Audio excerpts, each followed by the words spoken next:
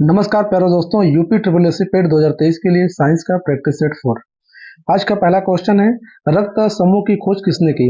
Option A दिए William Harvey है, option B Robert Koch है, ऑप्शन सी अलेक्जेंडर फ्लेमिंग है, ऑप्शन डी है कार्ल लैंडस्टीनर है। तो रक्त समूह की खोज किसने किया है? भाई जो विलियम हार्वे है ना, ये जो है रक्त परिसंचरण तंत्र की खोज किए हैं। जो रक्त परिसंचरण तंत्र का खोज किए हैं वो कौन से हैं? विलियम हार्वे हैं। रक्त रक्त परिसंचरण तंत्र रक्त परिसंचरण तंत्र की खोज करता है विलियम हार्वे। लेकिन अलेक्जेंडर फ्लेमिंग जो खोज किए हैं, पेनिसिलिन की खोज किए हैं। जो पेनिसिलिन है, पेनिसिलिन की खोज कौन की है? अलेक्जेंडर फ्लेमिंग किए हैं। तो रक्त समूह खोज किसने किया है? Karl Landsteiner. जो कार्ल लैंडस्टीनर है, इन्होंने रक्त समूह की खोज की है। राइट आंसर होगा डी। नेक्स्ट क्वेश्चन है, निम्नलिखित में से कौन सा रक्त के संचालन में मदद करता है? रक्त के संचालन में कौन मदद करता है? मोनोसाइट है, ऑप्शन बी लिम्फोसाइट है, ऑप्शन सी है एरिथ्रोसाइट, ऑप्शन डी है रक्त प्लेटलेट। देखिए मोनोसाइट का काम क्या होता है कि हमारे शरीर में जो मरे हुए बिम्बाणु होते हैं, डब्ल्यूबीसी होते हैं, उनको खाने का कौन काम करता है? मोनोसाइट। मोनोसाइट को बोलते हैं भक्षण करता है। लिम्फोसाइट ये बोलते हैं आरबीसी। आरबीसी जो बायोलॉजिकल नाम जो माना जाता है आरबीसी का, जो बायोलॉजिकल मान आरबीसी का बायोलॉजिकल नाम है वह है कौन? एरिथ्रोसाइट। प्लेटलेट्स हमारे शरीर में रक्त का थक्का जमाने का काम करता है। और लिम्फोसाइट, ये जो लिम्फोसाइट है इसको बोलते हैं लसिका। इसको कहा जाता है लसिका। यह लसिका है, कहते हैं लिम्फोसाइट। राइट आंसर क्या होगा? बी। रक्त के संचालन में कौन मदद करता है? तो लिम्फोसाइट करता है, यानी कह सकते हैं लसिका करता है। नेक्स्ट क्वेश्चन है, रक्त का थक्का बढ़ने में फाइब्रिनोजन को फाइब्रिन में परिवर्तन करने में भाग लेने वाला एंजाइम कौन सा है? ये देखिए मोल्टेज है, थ्रोम्बिन है, प्रोथ्रोम्बिन है, पेप्सिन है। रक्त का थक्का बढ़ने में फाइब्रिनोजन को फाइब्रिन में, यानी कि जो फाइब्रिनोजन है यो थ्रोम्बिन के साथ क्रिया करता है, यह बनाता है फाइब्रिन। क्या बनाता है? फाइब्रिन। फाइब्रिन ही क्या करता है? रक्त का थक्का बना देता है। यानी जो आरबीसी कण होते हैं, जो आरबीसी कण होते हैं जब फाइब्रिन में फंसते हैं तो उसके रक्त का थक्का बन जाता है, क्योंकि जो फाइब्रिन का आकार होता है यह एक जाल की तरह होता है।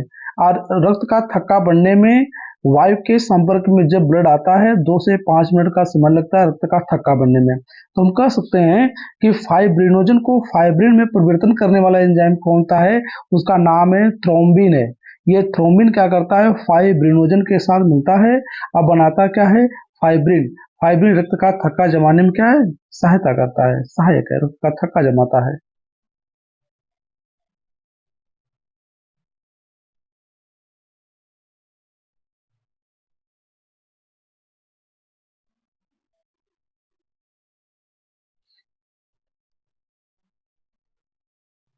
नेक्स्ट क्वेश्चन है, मानव के गुर्दे में पथरी, गुर्दे मतलब बोलते हैं किडनी, इसको बोलते हैं वृक्क।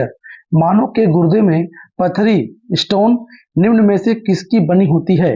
कैल्शियम एसिटेट, ऑप्शन बी है सोडियम बेंजोएट, ऑप्शन सी है कैल्शियम ऑक्जेलेट, ऑप्शन डी है सोडियम एसिटेट।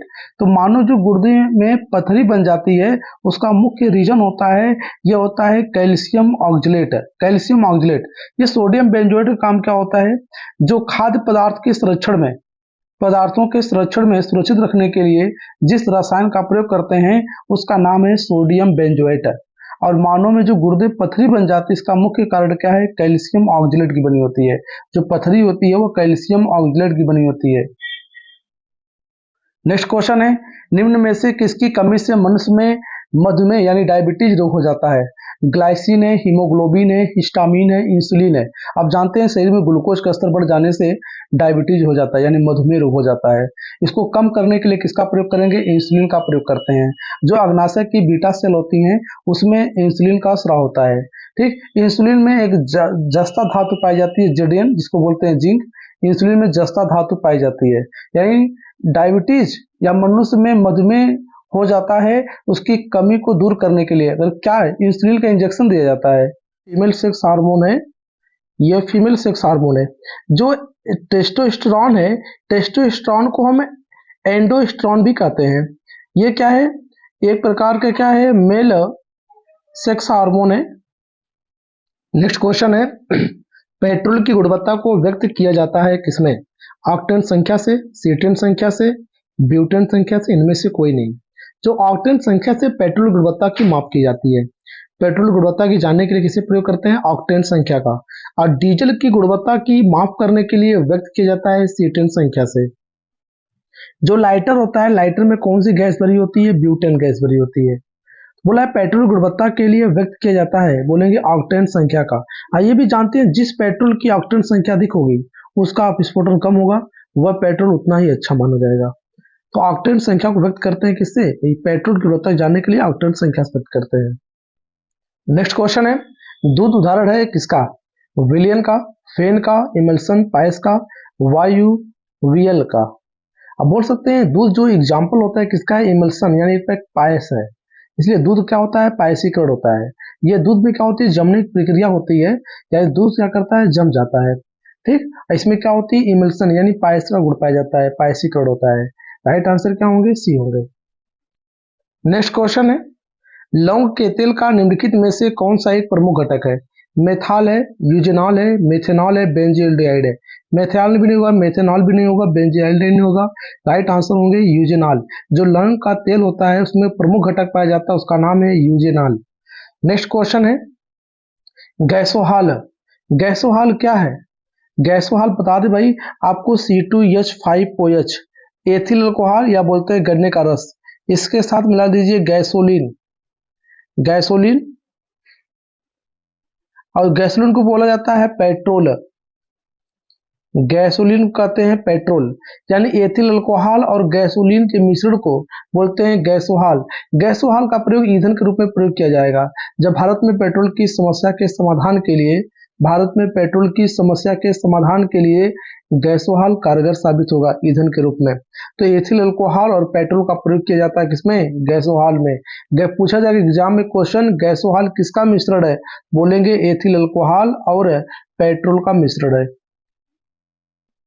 नेक्स्ट क्वेश्चन है, सूर्य पर ऊर्जा का निर्माण होता है नाभिकीय विखंडन के द्वारा, नाभिकीय संलयन के द्वारा, ऑक्सीकरण अपक्रिया के द्वारा, अवकरण अपक्रिया के द्वारा। तो सूर्य पर ऊर्जा जो निर्माण होता है इकट्ठा होता है, इकट्ठा करने की क्रिया किसमें होती है? संलयन में होती है। तो सूर्य पर ऊर्जा का निर्माण किसके द्वारा होता है? नाभिकीय संलयन के द्वारा होता है। नेक्स्ट क्वेश्चन है, नाभिकीय संयंत्रों में ग्रेफाइट का उपयोग किस काम के लिए किया जाता है? स्नेहक के रूप में, जो बोलते हैं लुब्रिकेंट बोलते हैं स्नेहक को, ईंधन की तरह, विमंदक की तरह, इनमें से कोई नहीं। जो नाभिकीय संयंत्रों में ग्रेफाइट का प्रयोग होता है, एक प्रकार बोलते हैं नाभिकीय संयंत्रों में विमंदक के रूप में, यानी कि मॉडरेटर के रूप में प्रयोग किया जाता है, विमंदक के रूप में प्रयोग किया जाता है ग्रेफाइट की छड़ों का। नेक्स्ट क्वेश्चन है, भूकंप की तीव्रता को मापा जाता है किसमें? डेसिबल पैमाना से, पीएच पैमाना से, सेल्सियस पैमाना से, रिएक्टर पैमाना से। आप बोलते हैं डेसिबल पैमाना क्या? ध्वनि की तीव्रता मापने के लिए हम डेसिबल पैमाना का प्रयोग करते हैं।